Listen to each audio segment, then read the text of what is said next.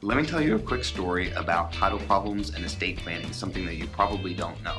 So what you probably don't know about Texas law is that if you acquire property in a second marriage and that spouse has children from a previous marriage, that no matter how long you've been married or what you acquire, if your spouse dies, then half of the estate belongs to those children.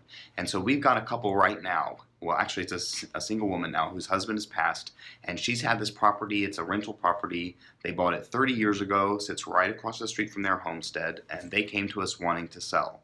So we get through the title process and come to find out that her deceased husband's children, who drugged them through a lawsuit 30 years ago, who they haven't seen in over 30 years, are actually entitled to half the property. So it's a really common misunderstanding that just because you are married and you acquire property with your spouse, it doesn't mean that if they pass away that everything automatically transfers over.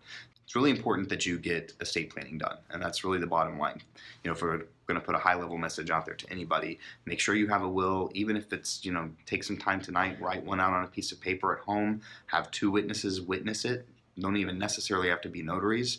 Anything is better than nothing. So back to that story, turns out that the family did actually have a will and a trust and a very complicated estate, actually, and that's why they didn't want to go through the probate process. But in order to keep her stepchildren from inheriting half the property, we did, in fact, get her to an attorney, and we're helping her through the probate process so that she can sell the house. Just so happens that she's lucky enough to have that in place. Most of the time people don't.